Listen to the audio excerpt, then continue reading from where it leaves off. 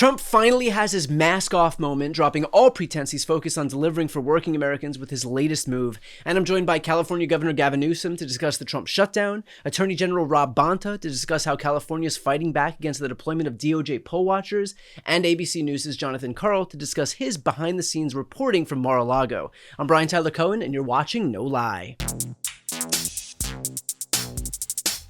One might think that when the government is shut down because you refuse to extend Affordable Care Act subsidies, when you put 42 million Americans at risk of not getting their food assistance that they rely on to survive, that you might try just a tad bit harder to make sure that you, the billionaire president of the United States, do not host a party at your exclusive resort where the theme is quite literally The Great Gatsby. I mean, talk about on the nose. Was the Hunger Games not available? And of course, this is not a bug, it is a feature. We have a president broadcasting the extent to which he just doesn't care how out of touch he looks, doesn't care about the extent to which he is channeling Marie Antoinette. And it's not just his party celebrating the haves versus the have-nots, it's the fact that the day before that party, he posted, I shit you not, 25 photos about his newly marbled bathroom renovation. It's the fact that he demolished the entire east wing of the White House to build himself a $350 million ballroom. It's the fact that he's using $1 billion in taxpayer money to retrofit a jet that he gets to keep. The fact that he's adorned the Oval Office with enough gold to make Liberace blush. The fact that he's doubled his net worth in the last 10 months in office. The fact that the latest drone contract from the Pentagon went to Don Jr.'s drone company. And so we've got example after example after example of the fact that this guy has used the presidency to enrich himself and his family and immerse himself in opulence, which would be bad enough unto itself. But remember, this guy ran an entire ass campaign predicated on this idea that he actually gave a shit. He pandered for years and years about the cost of groceries, of housing, of rent, of eggs. He talked about manufacturing jobs, talked about high inflation, talked about wages. And yet now, housing is more expensive. Rent is more expensive. Groceries are more expensive. Manufacturing is contracting. Inflation's been rising every month since March. Wages are flat. Everyone is hurting. And yet this guy has the balls to get in front of the cameras and try to explain to people how what we needed as a country was a fucking ballroom. Look, Trump is not devoid of political strategy. He may have had zero intention of keeping any of his promises from the campaign, but he was still smart enough to deploy those promises because he knew they would work, and they did. The guy isn't stupid. He understands optics. He understands marketing. If nothing else, he understands marketing. So the fact that he will then, regardless, still adorn his office with gold and post 25 pictures of his new marble bathroom and literally host a Gatsby-themed party at Mar-a-Lago wasn't some accident. It is simply the result of the fact that he does not care. His priority is not, and never was, working class people. It is himself. It is his family. It's his donors and his rich friends. Those are the people who will ride on his new jet. Those are the people who will dine in his new ballroom. Those are the people who will admire the gold leafing in the Oval Office. All the while, millions of Americans across the country, and especially in red states, will spend the following days hoping their food assistance comes through, while they figure out how they're going to pay 2, 3, 4, 5 times more for health insurance in 2026 than they did in 2025. You don't have to listen to what I say Trump's priorities are. You just have to look at what he's doing. He is broadcasting those priorities a hell of a lot better than I ever could. So I hope his supporters and his voters out there recognize not just the con being perpetuated by Trump, but supported by his entire party. Remember, the GOP's got full control of government. They don't need to compromise with the Democrats. This is their full agenda playing itself out. This is what you get with GOP control. Yes, Donald Trump, but everybody else in the House, everybody else in the Senate, all of whom are going along with this. So they'll say the right things during the campaign, but the moment they have power, it is about helping themselves. So remember this moment, because when they need to pander for your votes again in the upcoming elections, they're going to repeat the same populist platitudes they did before, but when it comes time to govern, their focus will always be helping themselves. Next up are my interviews with Gavin Newsom, Rob Bonta, and Jonathan Karl. No Lie is brought to you by Uplift Desk. So I know prior to getting Uplift Desk for myself, my main problem was that I was sitting at my desk for 11, 12, 13 hours a day, completely static, hunched over. It was leaving me feeling physically exhausted, emotionally drained. Since I've gotten Uplift Desk, I'm up and moving and in a completely different headspace than I was before. And now the all-new Uplift V3 standing desk transforms your desk into a productivity engine. So why sit still when you can stand out? The new Uplift V3 standing desk helps you move more and get more done. It's got fast assembly, industry-leading cable management, which I find especially helpful with all of my cables sprawled everywhere. It's got a smarter, more integrated design, and it has the ultimate customization, which I find the most helpful. For example, there are 2 different layers on my desk, so I can have my monitor up on one different layer and keep all of that real estate for myself. Now you can transform your workspace and unlock your full potential with the all-new Uplift V3 standing desk. Go to upliftdesk.com/BTC and use our code BTC to get 4 free accessories, free same-day shipping, free returns, and an industry-leading 15-year warranty that covers your entire desk, plus an extra discount off your entire order. That's upliftdesk.com/BTC for this exclusive offer. It's only available through our link. No Lie is brought to you by Factor. We're now in the fall season that can kind of feel like a reset. There's a lot happening right now between back to school, between busier routines, and shorter days on top of all of that, which means finding time to actually cook can be tough. That's why I love Factor. Their chef-prepared, dietitian-approved meals can make it easy to stay on track and enjoy something comforting and delicious, no matter how hectic the season gets. The reality is that with Factor, there's more variety and more meals. You can choose from a wider selection of meal options each week, including premium seafood options like salmon and shrimp, and those come at no extra cost. Factor also helps you support your wellness goals, because right now, you can enjoy even more GLP-1 friendly meals and the new Mediterranean diet options that are packed with protein and good-for-you fats. And you can enjoy global flavors because for the first time, you have Asian-inspired meals with bold flavors that are influenced by China, Thailand, and more. Factor has more choices and better nutrition, which is why 97% of customers say that Factor helped them live a healthier lifestyle. You can feel the difference no matter your routine. And the reality is that for somebody like me, my routine doesn't allow me to cook. And so I need to rely on Factor to make sure that I eat every day, because if I didn't have Factor, I would probably skip a lot more meals than I do right now. And the most important thing for me is that what I eat tastes good and that it's good for me. I'm very careful about what I put into my body. Factor makes sure that that is completely taken care of. You can eat smart at factormeals.com/BTC50off and use code BTC50off to get 50% off your first box plus free breakfast for a year. That's code BTC50off at factormeals.com for 50% off your first box plus free breakfast for a year. Get delicious, ready-to-eat meals delivered with Factor. Offer only valid for new Factor customers with code and qualifying auto-renewing subscription purchase. No Lie is brought to you by Armor Colostrum. So why are elite athletes, business moguls, and high performers all using Armor Colostrum? Armor Colostrum is nature's first whole food with over 400 bioactive nutrients working at the cellular level to build lean muscle, accelerate recovery, and fuel performance, all without artificial stimulants or synthetic junk. So when you're running a business or training hard or just want an edge, Armor optimizes your body for peak output. Probiotics and other supplements are often touted as a gut health solution, but the reality is that most products in the market are dead before they even reach your gut. But Armor Colostrum naturally fortifies your entire gut wall system and optimizes your whole body microbiome, which helps guard against irritants that can trigger digestive issues that can compromise your immune system. Research has shown that colostrum also helps enhance nutrient absorption. So let Armor Colostrum help you reach your goals by promoting lean muscle building and fueling better performance and faster recovery. Colostrum bioactives have been shown to reactivate hair follicle stem cells and activate collagen production, which promotes hair growth and enhances skin radiance.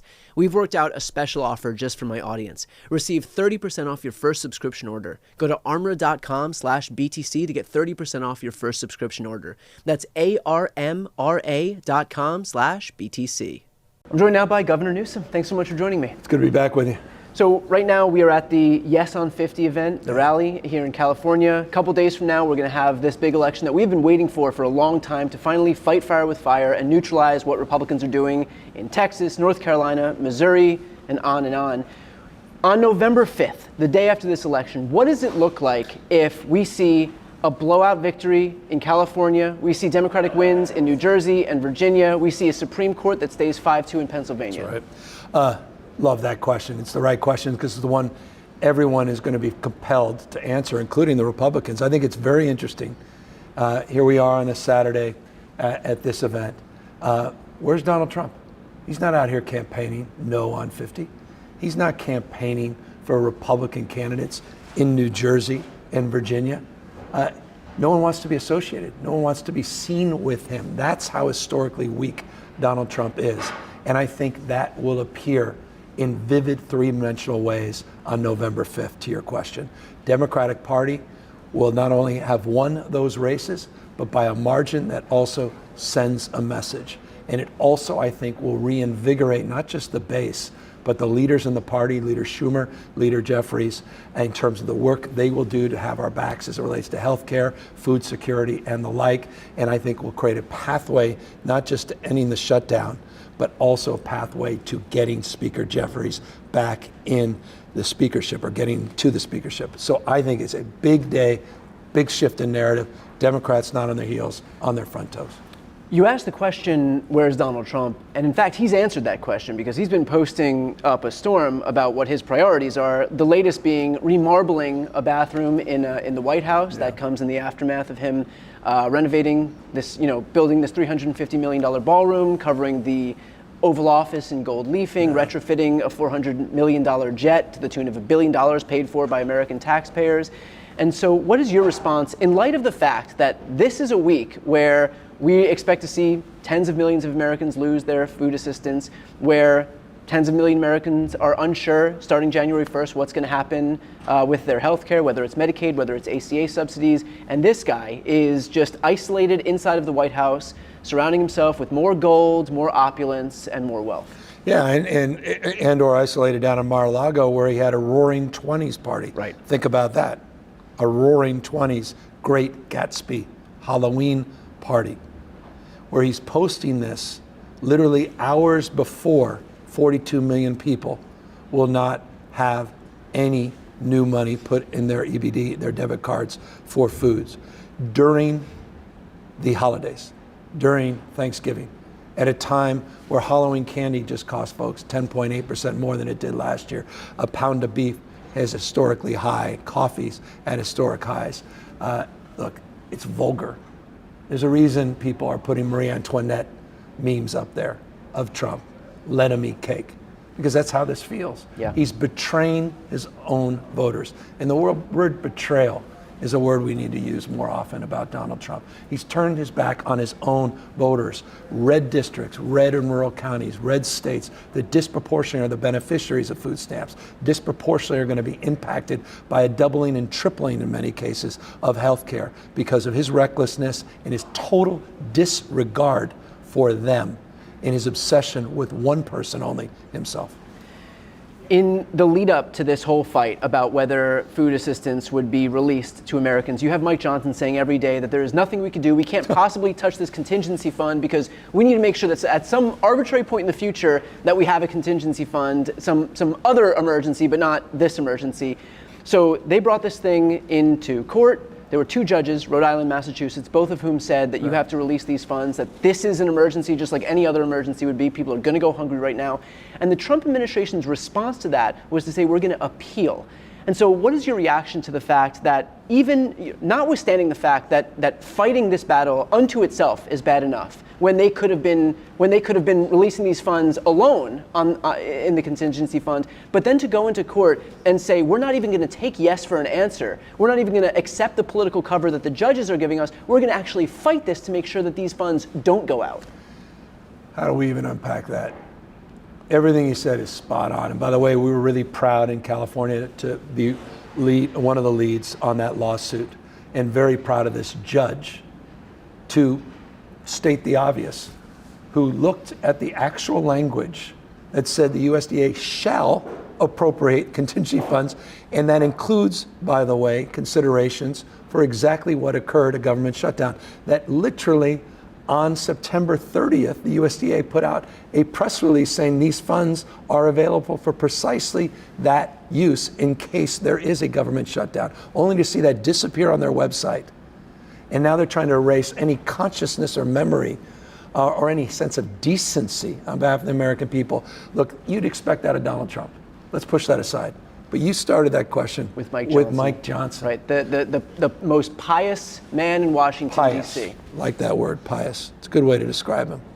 Who's competing for bullshit, bloviation, and lies with Donald Trump. It's extraordinary what comes out of his mouth. Increasingly, it is beyond the pale. This is the indecency of a man of faith, of someone that literally, he read the same Bible I did. You look at Isaiah, you look at Luke, you look at Matthew, you look at Proverbs, Old Testament, New Testament. One of the central themes in the Bible, essential themes. It's not a suggestion, it's about the alignment to the Almighty, to God. It's a question of hunger and food. No decency, sir. Disproportionate number of people that will be impacted in his home district, let alone his home state.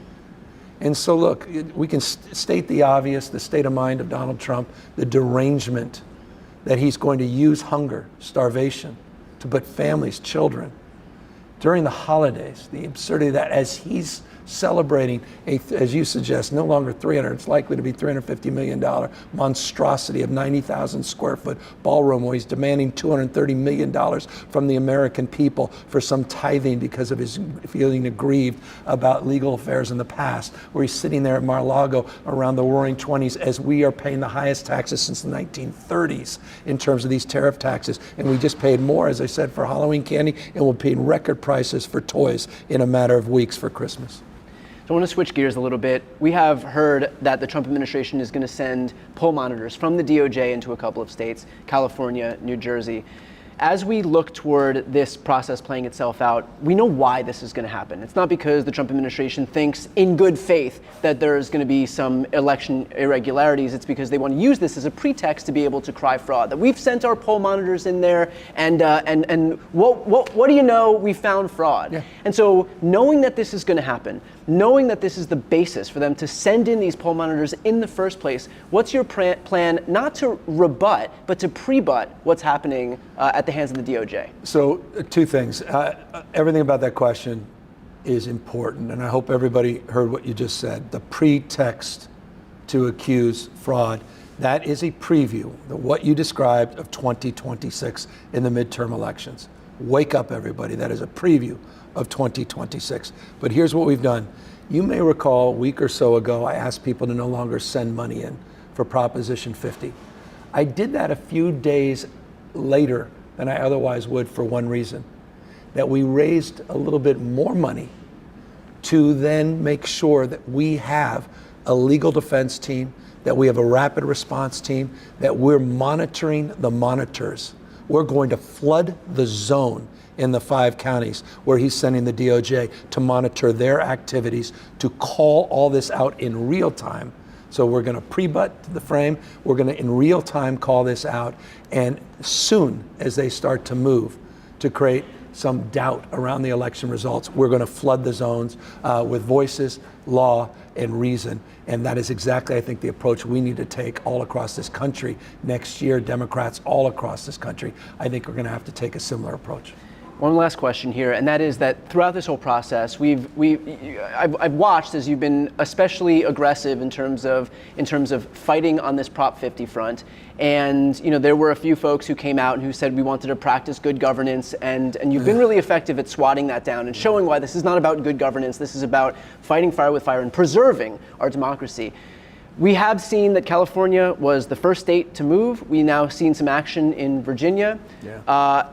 As we look toward the other states, we have a few possible weapons here. We're looking at Illinois, we're looking at Maryland. There is one Democrat in Maryland, Bill Ferguson, who already came out in defiance of what Wes Moore, the governor, said, in defiance of what the House, the top Democrat in the House has said, both of whom have expressed that they're open to this. Bill Ferguson shut the door to it. And this is not going to move forward in Maryland without his okay, because he'll control what goes to the floor. And so in light of that, what do you say, seeing the success that you've had in California, what do you say to somebody who's closing the door to this process in Maryland? Well, I hope he feels very differently on Tuesday and Tuesday night when those early results come in. I hope he feels very differently considering what just happened in Missouri, what just happened in North Carolina. Hope he feels very differently after they move from this special session in Indiana. I hope he wakes up to the fact the American people that he represents in his home state, the American people are waking up, are going to demand more and better. I don't want to cast any aspersions on it because we need to convince them to move in our direction. I say our direction, we the people. It is not a Democratic direction. It's not a Republican direction. It's about our republic. It's not red or blue. It's red, white, and blue. And I say that sincerely. I hope he'll come to a deeper realization of what the hell is going on, not just with maps, but with masked men showing up in and around polling places, secret police, what's happened with the federalization of the National Guard. That will happen in his home state, unquestionably. And what's going to happen with DOJ monitored in his home state. If it doesn't happen this year, it's going to happen certainly in 2026.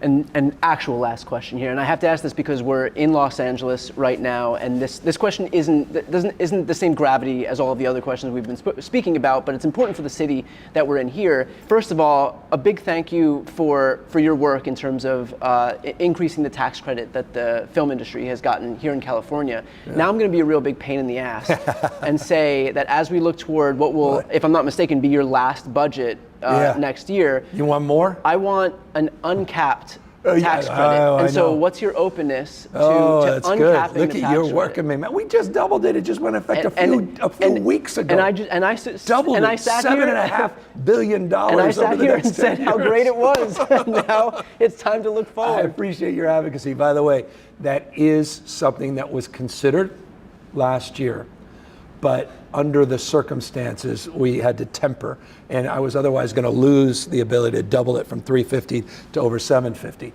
more than double it. So we were always open to argument, interested in evidence, and I recognize that's a big issue. Right. Good job with the advocacy, brother. That's it. All right, Governor Newsom, thanks so much for your time. Thank you. I'm joined now by California Attorney General Rob Bonta. Thanks so much for joining me. Thanks for having me, Brian. Good to see you again. Good to see you too. So a major story right now that's been sweeping across the country is the fact that the DOJ, Donald Trump's Department of Justice, has announced that they're sending poll monitors, poll watchers into California and New Jersey. And obviously there is a ton of room for them to be able to abuse the system by using, folks from the federal government who are loyal to Donald Trump and his agenda. But there is a response being put forward by you and the folks here in California. Can you explain what that is? Absolutely. We got notice last week that the US DOJ was sending poll monitors to 5 different counties in California: LA and Orange, Riverside, Kern, Fresno.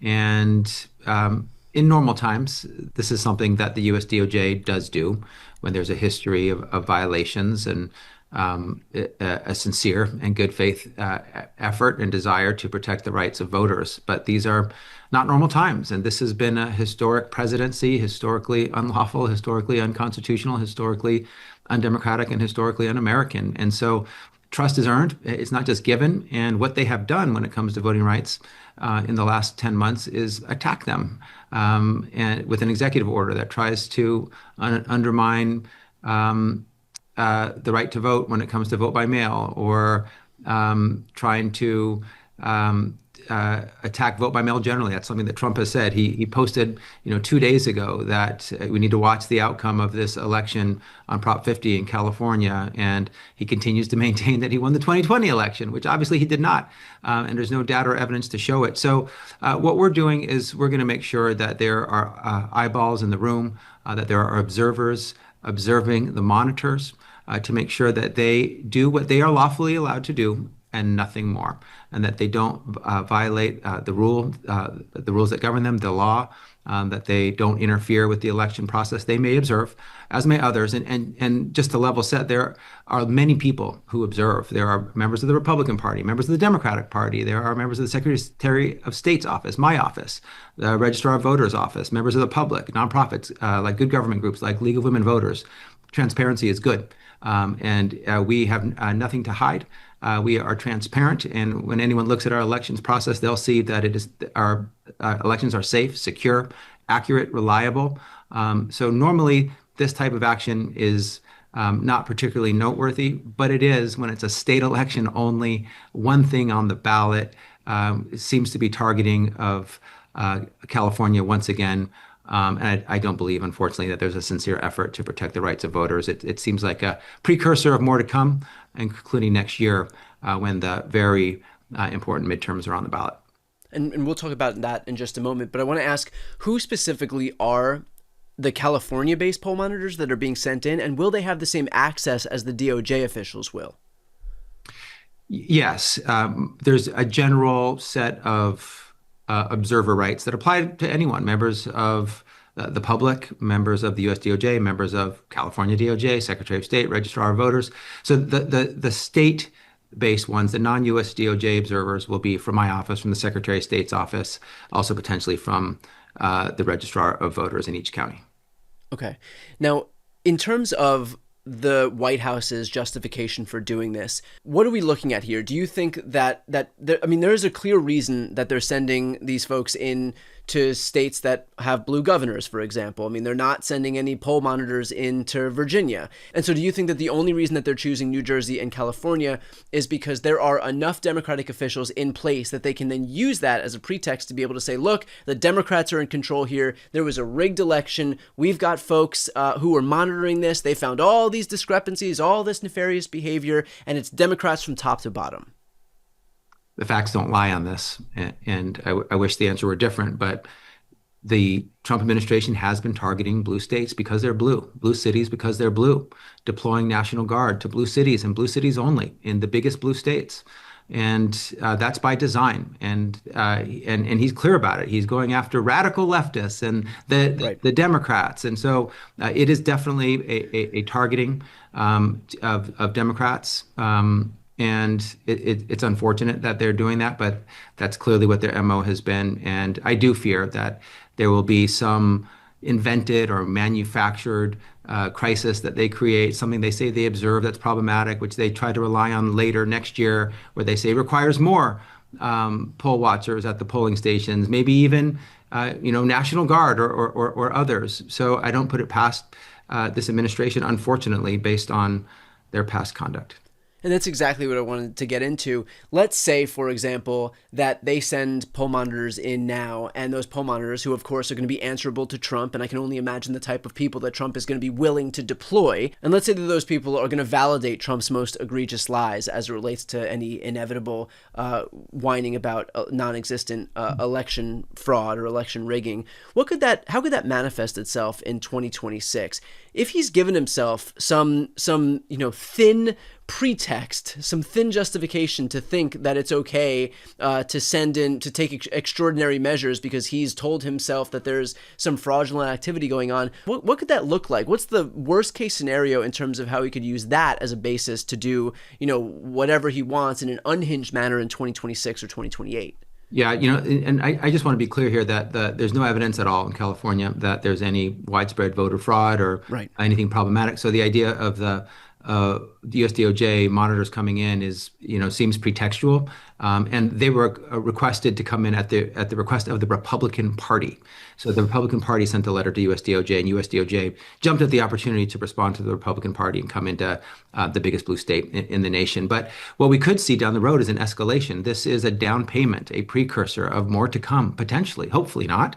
But we can't be naive. We got to be clear-eyed and sober about what this president has done. For example, he's deployed National Guard in LA, Oregon, Chicago, and DC in the first 9 months in office, relying on 10 U.S.C. 12406, which has only been relied once before in the history of the United States. He's relied on it 3 times already. So he does unprecedented things. He escalates quickly. He justifies it in his own mind with figments of his imagination. He thinks he won the 2020 election. He thinks there's widespread voter fraud, or at least he says there is, in order to promote the lie. And he continues to promote that very dangerous lie.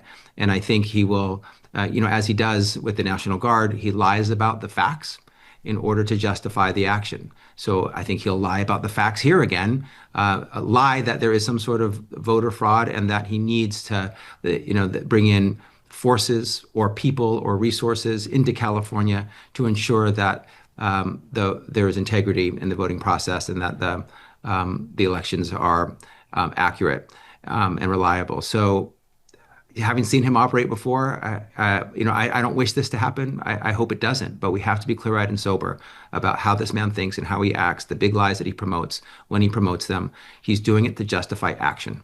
And so we have to be very wary about what that action might be in the future. And it could be a mass escalation of deployment of federal personnel into California. And of course, that would suppress the vote. That would intimidate. It would chill. It would prevent people from participating. And what he might do on vote by mail is also of concern. He has criticized it and said it should end based on the strong recommendation of that champion of democracy, Vladimir Putin, who told him that we should get rid of vote by mail. Knowing how he operates and knowing that he's going to look for the thinnest pretext of all, baseless pretext even, to perpetuate whatever lies that he decides he wants to tell, and that he does it quickly, are you prepared to be able to fight back in the event that he decides to glom on to something on November 4th and say, look, we saw a million instances of this, votes in suitcases, whatever he lands on, whatever crazy excuse he lands on that night. Do you have the resources in place? Do you have a plan in place to be able to immediately push back on whatever lies he's going to push forward, knowing that those lies are eventually going to serve as some basis for him to do the escalation that we all know he wants to do? We're ready. We've always been ready. We've seen all of the different potential plays in the playbook. We've added to it as he's channeled and projected other actions he might take. We read Project 2025. We listened to everything he says, and we assume he's going to do it. So we're ready to move quickly. We have a rapid response team ready to move quickly if we need to go to court. Courts are still places where the facts matter, where you need to have the facts. You can't just make wild, reckless, irresponsible, untruthful statements like, unfortunately, this president does regularly.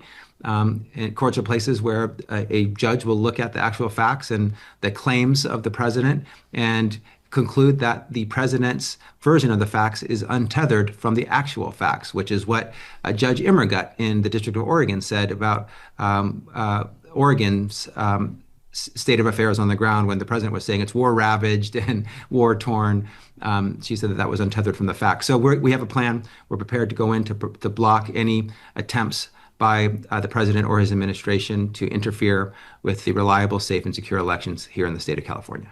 And finally, I want to switch gears to a different topic entirely. You and a number of other attorneys general across the country have waged a new lawsuit against this Trump administration. Can you explain what that lawsuit is? Absolutely. We brought our 45th lawsuit in 40 weeks today. The state of California did proudly, along with 25 other states, 23 all 23 Democratic Attorney General states, as well as 3 other states where there's a Republican AG, but a Democratic governor who wanted to protect their people and make sure that they got SNAP benefits, food assistance from the government. And we argued that the federal administration is unlawfully withholding billions of dollars in funding for the SNAP program, the Supplemental Nutrition Assistance Program, food stamps. There's a law, the SNAP Act, which says that funding, including funding in a contingency fund, which the government has, shall be spent. It's a shall to support SNAP benefits when there is funding in that pot. And as recently as 2019, the last government shutdown, that's exactly what that funding was used for. The contingency fund was used to fund SNAP. So there's 41 million people that are going to be hurt across the nation in both blue states and red states. It's 5.5 million in California. We're going to lose $1.1 million in 1 month. This is $8 billion a month in terms of the burn rate that's expended on SNAP. So, and these are children who won't have enough to eat. These are seniors. These are the disabled. These are our most vulnerable. And when it comes to our most vulnerable, I believe our society should be treated on how, or judged on how we treat our most vulnerable. And in that regard, Trump gets an F because they do have the money, they can spend it, they are deliberately deciding not to.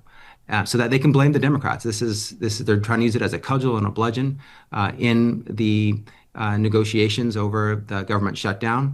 The funding's there, they can spend it, but they're not spending it on purpose, hurting people deliberately. Cruelty is the policy, cruelty is the outcome, cruelty is the desire, so then they can then try to blame it on the Democrats. And they already have on their SNAP website a statement that says, the well is dry, blame the Senate Democrats, essentially. Right. I think you're exactly right in the sense that this is their governing philosophy. Their governing philosophy is just to help the folks who already have more than they could ever ask for, and just help them consolidate more wealth, more power for themselves. And meanwhile, I think the philosophy that you have on the left is that the government should be there to assist the most vulnerable. And so you just have as clear a distinction as you could possibly have. And it does not help that the White House right now, as they're continuing to cut these SNAP benefits for 41, 42 million Americans, as they're continuing to cut Medicaid from 17 million Americans, as they're looking to increase ACA subsidies for 24 million Americans, that what they are focused on, what is getting done, is a $350 million ballroom that Donald Trump is going to be able to enjoy with his pals and heads of state, giving Gulfstream jets to Kristi Noem, retrofitting a $400 million Qatari jet to the tune of $1 billion paid for by American taxpayers, hosting crypto dinners so that he can double his net worth, and of course adorning the Oval Office in gold leafing. So he is putting on full display what his priorities are, and meanwhile you can see who's kind of getting left behind as the result of that. With that said, Attorney General Rob Bonta, thank you so much for taking the time. I appreciate it. Thanks, Brian. Great to see you. Thanks for having me. I'm joined now by Chief Washington Correspondent and author of the new book, Retribution, Donald Trump and the Campaign That Changed America, Jonathan Karl. Jonathan, thanks so much for joining me. Hey, thanks a lot for having me. All right, so this book is entitled Retribution. Obviously, we're seeing the extent to which that's playing out right now. We've seen indictments against James Comey, Letitia James, John Bolton. Were these indictments surprising to you? And beyond that, do you think there is an extent to which Donald Trump is going to, at any point, curb his thirst for vengeance as he continues to move forward in his administration? I see no signs of curbing that thirst for vengeance. And it's not just the indictments. I mean, it's the way he's gone after the major law firms, the universities, the way that he has, both courted and threatened the tech companies. You remember when he left the White House, he was effectively a pariah. He was banned on social media. Major corporations in this country were saying that they were not doing any donations to Republicans who supported him in overturning or trying to overturn the 2020 election. And of course, he faced all those criminal indictments, the impeachments, and all of that. So his retribution is beyond DOJ. DOJ is a key part of it. Am I surprised? No. I mean, he made pretty clear this is what he wanted to do. And then he put into positions of authority people who had explicitly said that they were going to do this. Kash Patel, first and foremost, as the director of the FBI. So much of the Republican brand was predicated on this idea that they were against the weaponization of government. And now not only are they okay with weaponization of government, but they're barreling ahead, to your exact point, having put people in power whose sole raison d'etre is basically to just seek vengeance against their political opponents. And so does there seem to be, in your conversations with folks you've spoken with, does there seem to be any bristling happening among folks on the right, among these Republican elected officials who, again, put so much of their brand into this idea that they were against it back when Democrats were in power? Certainly nothing, almost nothing publicly. Privately, yes, some, that there's some, mostly that it's not an effective political strategy. Not that it's wrong or that it's, an abuse of federal power. Really what you hear is, this is, people want us to concentrate on the economy, on crime, on the border, on the other things that Donald Trump talked on, campaigned on. I mean, the thing is, he did campaign on retribution, not just in the beginning, when he said, "I am your retribution" at that famous speech at CPAC shortly after he announced his campaign, early 2023. His first rally is at Waco, Texas, explicitly making the comparison. Or I should say implicitly, but others talked about it explicitly, the comparison between what happened at Waco, Texas, with the federal showdown with the Branch Davidians, seen by the far right as a great symbol of the federal abuse of power. This is core to what he campaigned on, and you certainly don't see anybody pushing back in any significant way in his administration. One thing that did happen was when the Comey indictment came down, before it came down, when it was in the process of coming down, the leadership of the Justice Department did gently push back and say this is not a fully baked case. We shouldn't go forward, at least not at this time. That was Pam Bondi. It was Todd Blanche, number one and two at DOJ. But Trump barreled ahead. I mean, it was because of Trump that that you now have Lindsay Halligan, the top prosecutor in one of the most important U.S. attorney's offices in the country, and leading not just the indictment of Comey, but the indictment of Tish James, and the suggestion that there are a whole list of others that it could be indicted soon as well.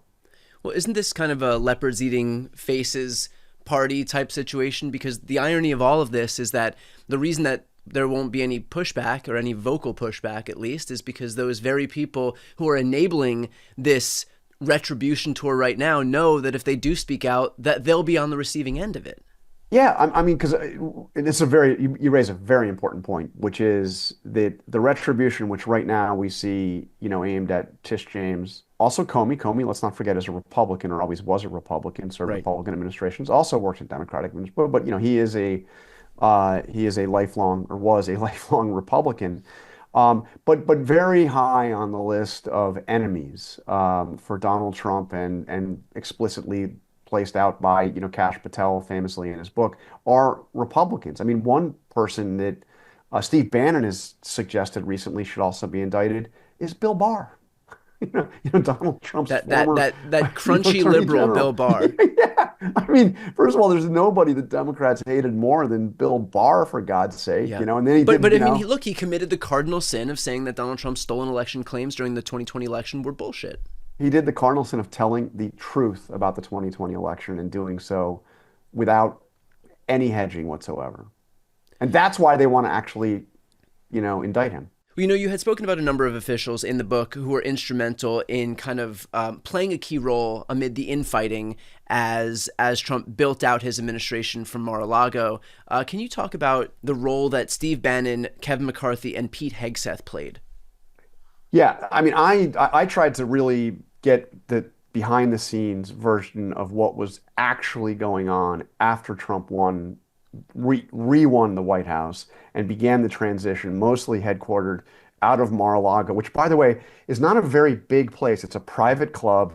It's not there's no office space to speak of at Mar-a-Lago. Trump has an office. That's kind of it. I mean, if there was office space, he probably wouldn't have put boxes of classified documents next to the toilet. Exactly. And there is a big Trump transition office, or there was, which was with the old campaign headquarters a couple of miles away in West Palm Beach. But Trump wasn't going to go there, and everybody knew that the only way to really make inroads in the transition to get a job, a significant job in the White House, was going to be to go to Mar-a-Lago and get FaceTime with Donald Trump. So I went and described this scene, which was, there was first of all, I should say, there was a perception, and there was some analysis early on, not very good analysis, I don't think, that Trump's second transition was so much more smoothly run than his first. That Susie Wiles had really, imposed some discipline. They were getting their announcements out much earlier. There was a real process in place. I mean, no. There was maybe less public drama, and Susie Wiles does a great job of limiting that. But it was the Wild West at Mar-a-Lago, of Trump kind of making up his mind on the fly to make picks. I mean, you didn't mention Gates. Matt Gates was decided basically, without even anybody, being in the loop on this. Yeah. Trump just that was a Steve Bannon thing. Steve Bannon had no role in the transition, but he was a monumental influence in that transition. I mean, a big reason why Kash Patel is the FBI director, that Gates was chosen, obviously it failed, he ultimately withdrew, was because of Bannon. Scott Bessent was a major Steve Bannon guy, came on the scene through Bannon's War Room podcast. And Bannon, actually, I write about, I spent some time in Mar-a-Lago during this time, obviously, and trying to think not just for the daily reporting, but I knew I wanted to actually try to describe the scene that was going on. I described what some people down there called the alternative, or the real transition, which was a group of real MAGA, hardcore Trump acolytes who operated off of a yacht just about a little ways away, the Intercoastal Waterway. The yacht was owned by a retired coal magnate. His name is John Rich. I actually visited this yacht, talked to people there. They would have meetings there. They would have after parties after dinner at Mar-a-Lago. And it was this little core of people pushing for various folks in the administration that was making the case for some of the most hardcore MAGA right nominee that Trump ultimately chose. Well, it sounds like there was a lot of jockeying and trying to prove their loyalty to Donald Trump. I mean, look, we had opened this conversation talking about the very concept of retribution, the title of the book, and I had asked kind of incredulously why people would on the right in this movement that again stakes so much of their identity on their disdain, their purported disdain for the weaponization of government. But it sounds like the reason that they're okay with it is just because this administration was just built up of people who had spent all of this time jockeying for position and showing proving their loyalty to Donald Trump. And so that's why they're perfectly content to contract away all of their purported values and instead just do whatever Donald Trump tells them he wants them to do. I mean, the hypocrisy on this point is obvious. But I think that a lot of these folks actually don't see the hypocrisy. I mean, some do, and they say, who cares? We're in a fight, and we're going to use whatever tools we want. But in the mindset, it is rooting out and punishing those who weaponize the government. So you're weaponizing the government to neutralize the people that weaponized the government. I mean, right. It's you kind of get it. You have to get into the mindset. And this is what. This was the case that was made by some of Trump's most loyal supporters, the few people that really stuck with him in the immediate aftermath of him leaving the White House. The problem here is not just the Democrats that impeached him. It's not just even the prosecutors that indicted him. It's the Republicans who didn't sufficiently defend him and who made this all possible. Right. This is a message to other Republicans that he will accept total loyalty and nothing else. To that point, is there any sense that these people truly believe that the government was weaponized against Trump or that what they're doing right now is actually being done in good faith? I mean, like these people have to be smart enough to understand that the objective reality that Trump didn't win the election. And there's a big part of me that also believes that Trump himself is smart enough to understand. Is this kayfabe? Is this just a bit they're all playing so that they can kowtow to Trump? Or did you get any sense, in your interactions with these people that they're true believers, that they really believe the 2020 election was stolen and that they have to take these extraordinary steps in order to neutralize those Democrats and Republicans who had been there looking to weaponize the government against Donald Trump, who was completely innocent? Don't underestimate the power of the reality distorting apparatus that has been built up over the last several years. Look, clearly there are people that know the gig. And by the way, one of the things the January 6th committee, did with the power of being able to compel people to testify, was to get a whole long list of people around Trump to say under oath that no, the election was not stolen. I didn't see any evidence the election was stolen. That includes people that were there with him at the White House. That includes the people that were running his campaign. And they finally, gig is up. I'm under oath. No, I saw no evidence that the election was stolen. By the way, all of those people are gone. They are not back. Yeah. Those people are done. And so now that you have to kind of go along with it. So there certainly are people that are kind of cynically or, just saying, I'm doing what I have to do. But let's go one rung beyond that. I mean, you go out and you talk to Republican voters, people that really love Donald Trump, who don't have a job at stake, and you find people who truly believe that the election was stolen. The repeating of the lie over and over and over again has really sunk in. And you have people saying, you really think that Joe Biden could have beaten Donald Trump? You really believe that? There's no way. I mean, it's in the head. I'm not saying that they buy into some of the kookier conspiracy theories about dead Venezuelans rigging voting machines, but they think that the election was rigged in some way. They buy into, Trump's repeated, allegations about paper ballots or whatever. I mean, so I think that there are a lot of people in this country, and yes, some in the senior positions at the White House and the Justice Department who do actually believe this stuff. I'm Do you not saying, think I mean, there are clearly many that don't, but I think that the lie has taken hold, and it might, frankly, at this point, cannot read Donald Trump's mind. I have strong evidence that after the election, he knew he had lost in 2020. But I think that in his own head, he's now fully come to believe it. that Believe that was he going to be won. yeah, Believe that he won. that was going to be my next question. You had mentioned Steve Bannon and his outsized influence in building up this administration. Steve Bannon came out a few days ago and suggested for the umpteenth time Yeah. already that Donald Trump is going to be president in 2028, that they're going to find some maneuver to get him in. Trump has since kind of, flirted with it and then walked back. I mean, whatever Trump says about this issue, like all other issues, is just kind of the product of whatever, the last person he spoke to, or some fleeting, errant synapse that fires in his brain, and that's just his decision for the day, and it can change tomorrow or the next day. Do you believe that Steve Bannon is telling the truth? Do you have any concern that Donald Trump is going to, move forward and seek a third term in some untoward way or some constitutionally subversive way? I don't think that Trump actually intends to do that. Could the situation kind of spiral and, enough people tell him, oh my God, the people want you, the people need you, you got to do it again. I mean, I think that's possible, but I think that Trump's intention, right? As a matter of fact, I know because I've talked to people who are close to Trump, who are actually, friends with Donald Trump, who say that he has said privately, no, I'm done. I'm playing golf. I'm not sticking around.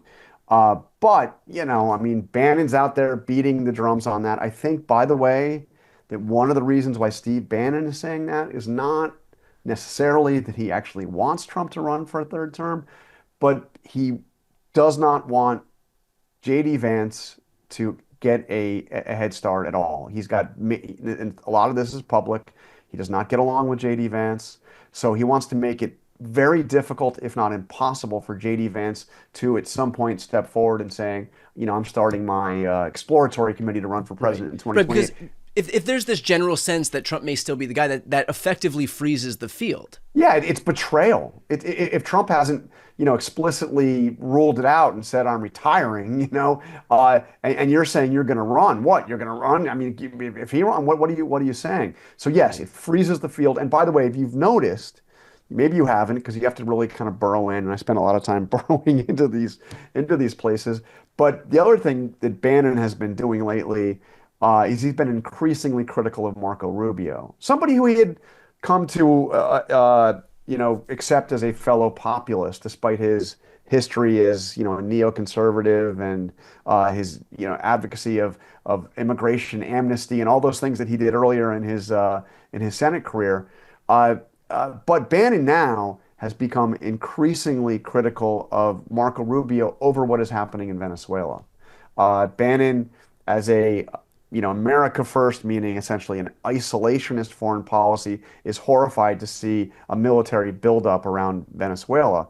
It doesn't fit with what he believes an America first foreign policy is. And he blames not Donald Trump for that, because Bannon never blames Donald Trump for anything. He blames Marco Rubio. Because Rubio is the biggest advocate for what's happening. At least that's the case Bannon is making. John, while you were writing this book, Retribution, what was the most striking part of it to write?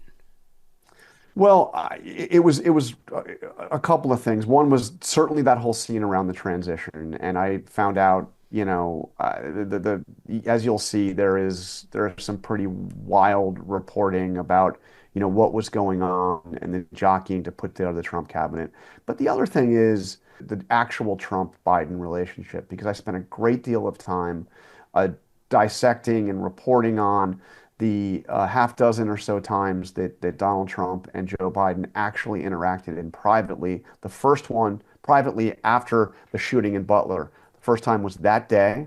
A phone conversation. I talked to people that overheard the conversation, so I have a very good sense of what happened in that phone call. I have a very good detailed description of their interactions when Trump came to the White House after the election. You remember he met for 2.5 hours with Trump without any cameras present in the Oval Office, and also their interactions on 3 occasions on January 20th, the day of the inauguration. And, Trump is as warm and friendly, like treating Biden like he's an old friend and he admires him. And if it weren't for politics, we'd be good friends. Very gracious towards Jill Biden. And by the way, Joe Biden's also equally gracious back to Donald Trump, completely at odds with what we were seeing play out and what we're seeing play out now in front of the cameras. So that was quite interesting.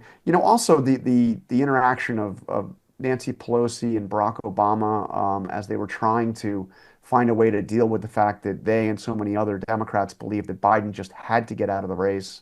Yeah. How they could nudge him out without doing it in a publicly frontal way, how they really wanted to avoid a coronation for Kamala Harris, and those interactions, absolutely fascinating. Well, I highly recommend the book, Retribution, Donald Trump and the Campaign That Changed America. I'm going to put that link right here on the screen and also in the post description of this video. Jonathan, Karl, thanks so much for taking the time. Hey, I really appreciate you having me on, and we'll see you in person soon, I hope. To listen to the audio version of this episode, click the thumbnail right here on the screen and make sure to subscribe to my audio podcast. And of course, to see more of my content, that subscribe button's on the screen as well.